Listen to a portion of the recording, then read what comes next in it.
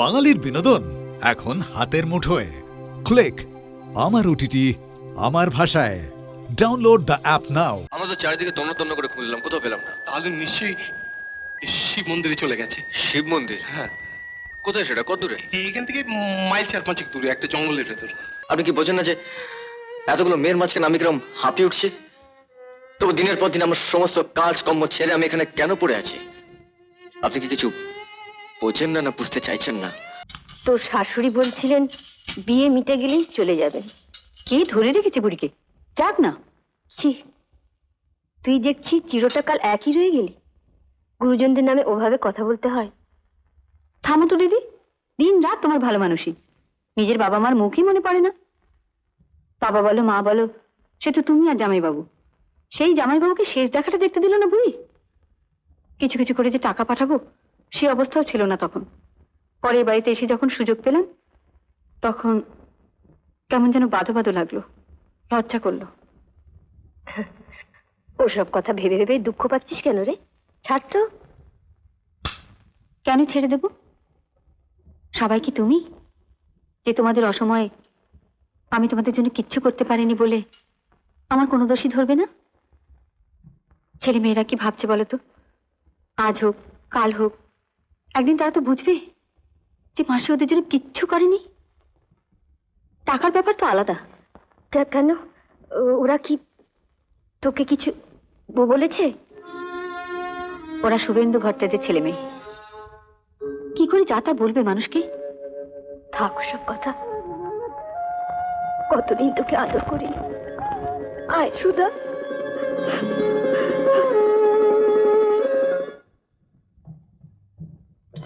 এদিককার যত মুন্না, শকুন্তলা তো সে সকালবেলা খাওয়া দাওয়া না করেই বেরিয়ে গেল। এত বেলা হয়ে গেল, দেখো দেখিনি এখনো তো ফিরলো না। উপোস করেছে? হ্যাঁ হ্যাঁ। তাহলে বোধহয় পুজো দিতে গেছে। ও আচ্ছা, তোমরা খাওয়া দাওয়া সেরে নাও, আমি বরং মন্দিরের দিকটা একটু দেখে আসি। বেশ বেশ। চলো আমি দেখে আসি। হ্যাঁ হ্যাঁ চলো। আচ্ছা, আপনি খেয়ে নিন। আচ্ছা। উফ, মেয়েটা যে কি করে না। এই যে এই যে। কি গো, ফিরেছে? কই না তো। আমরা তো চারিদিকে তন্ন তন্ন করে খুঁজলাম, কোথাও পেলাম না। তাহলে নিশ্চয়ই শিব মন্দিরে চলে গেছে। শিব মন্দির? হ্যাঁ, কোথায় সেটা, কত দূরে? এখান থেকে মাইল 4-5 দূরে একটা জঙ্গলের ভেতর। তো সে মন্দিরটা চিনলো কি করে? আমি সকালবেলা গিয়েছিলাম, তা আমি বললাম যে তোমাকে পরে নিয়ে যাবো খুনি। ও। কিন্তু মুন্না, আমি হ্যাঁ, বসে হ্যাঁ। দেখছি। তুমি থাকো, আমি হ্যাঁ। দেখছি। শোনো, চিনতে পারবে? হ্যাঁ, কোনো রিক্সাওয়ালা নিশ্চয়ই নিয়ে যেতে পারবে। আমি যাবো সুপ্রজোদা। হ্যাঁ, তোমরা এখানে থাকো না, আমি ওকে ঠিক খুঁজে বার করে আনবো।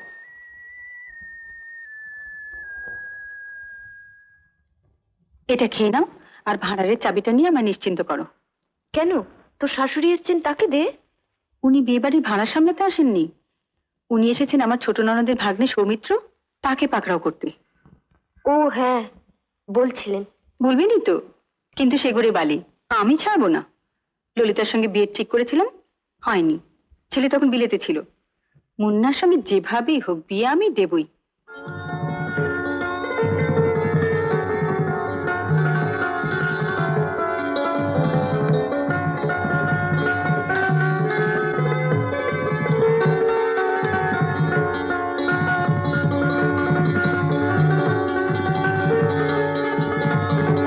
দাঁড়াও, এই মন্দিরটার কথাই বলছিলে?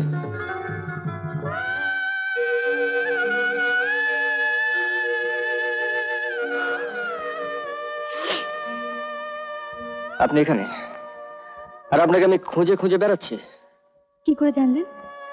কিভাবে বুঝলেন যে আমি এখানে, এই মন্দিরে? খুব সহজে জানলাম যে আপনি এখানে, কারণ আপনার আর আমার মন্দিরটা একই। একই মন্ত্রে পুজো হয়, একই ফুল দিয়ে। তাই নাকি? বোধহয় তাই। তবে এভাবে সবাইকে দুশ্চিন্তা ফেলে আপনি একা একা চলে এসেছেন, এটা কিন্তু আপনার সাহস নয় শকুন্তলা দেবী, দুঃসাহস। আমি দেবী? তা আবার শকুন্তলা? আমি কিন্তু রাজা দুষ্মন্ত নই যে আংটি দেখালো চিনব না। তবে চেনার যদি কথা থাকে তাহলে চিনব মনে মনে। অনেক কিছু বলতে ইচ্ছে করছে, কিন্তু কিরকম বাদো বাদো ঠেকছে। ফিরে গিয়ে যদি চিঠি দিই উত্তর দেবেন তো? কি হবে খামকিনে পয়সা নষ্ট করে? পরিচিত লোকের চিঠি পেতে আপনার ভালো লাগে না? লাগে না আবার? সে কবে লিখেছে, কতবার লিখেছে, আজও কোনো উত্তর পাইনি। অথচ বোঝে না ওই উত্তরটা আমার কাছে কত মূল্যবান। সবসময় ভাবি এই বুঝি প্রিয় নিল, আবার আমাদের সংসারটা নতুন করে বেঁচে উঠল। তিনি কে? Rail company. রেল কোম্পানি মানে? জানেন, চাকরির দরখাস্ত করে চিঠি দিয়েছি, আজও কোনো উত্তর পেলাম না। আপনি আপনি সব ব্যাপারটা এইভাবে হালকা করে নেন কেন? আপনি কি বোঝেন না যে এতগুলো মেয়ের মাঝখানে আমি কিরম হাঁপিয়ে উঠছি? তবু দিনের পর দিন আমার সমস্ত কাজ কর্ম ছেড়ে আমি এখানে কেন পড়ে আছি?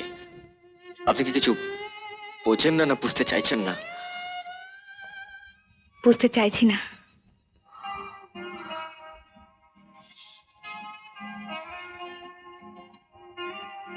জানিস দিদি, এই কটা দিন বাইরে না দারুণ কাটলো। আমারও কিন্তু যাবার খুব ইচ্ছে ছিল। জানি রে, তোর কথা না ভীষণ মনে পড়ছিল। কেমন লাগলো রে? জানো মা, শীতলদা না বাইরে দারুণ সঙ্গী। মরণ? শীতলার কথা কে বললো? সৌমিত্রকে কেমন লাগলো? ললিতা গো, বলে দে। কোন পথে গেল শ্যাম? মা, কি রে, বাইরে থেকে এসে মাথাটা খারাপ হয়ে গেল নাকি? ও মা, তুই কোথায় ছিলি রে? সারা বাড়িটা আমি তোকে খুঁজে মরছি। ভাইমা, এতদিন বাদে তোমার পছন্দ মতো একটা মেয়ে পেয়েছি। মেয়ে? কোন মেয়ে? হ্যাঁ, মানে সবার থেকে একটু আলাদা, ভীষণ ভালো মেয়ে। বাবা, এত পছন্দ তোর? কার মেয়ে রে? আচ্ছা মাইমা, তুমি আমাকে যেখানে মেয়ে পছন্দ করতে পাঠিয়েছো, তারা সবাই বলেছে যে আমাকে ভালো লেগেছে, পছন্দ হয়েছে। কিন্তু তুমি তো আমাকে কখনো জিজ্ঞেস করোনি যে তোর কোনো মেয়ে পছন্দ হয়েছে কিনা। তুই বল না তোর কাকে পছন্দ, তার সঙ্গেই আমি তোর বিয়ে দেব। মরি, একই কথা রাজাধিরাজ, আমায় দাও গো কিছু। শুনে ক্ষণকালের তরে রইনু মাথা নিচু। তোমার কিবা অভাব আছে ভিখারি ভিক্ষুকের কাছে? একে বল কৌতুকের বসে আমায় প্রবঞ্চনা। ঝুলি হতে দিলেম তুলে একটি ছোট কণা। যবে পাত্রখানি ঘরে এনে উজাড় করি, একই ভিক্ষা মাঝে একটি ছোট সোনার কণা দেখি। দিলেম যা রাজ ভিখারিরে, স্বর্ণ হয়ে এলো ফিরে। তখন কাঁদি চোখের জলে দুটি নয়ন ভরে। তোমায় কেন দিইনি আমার সকল শূন্য করে। এই মুহূর্তে মনে হচ্ছে আমি আমার ঘরে ফিরে এলাম, আমার জন্মভূমিতে।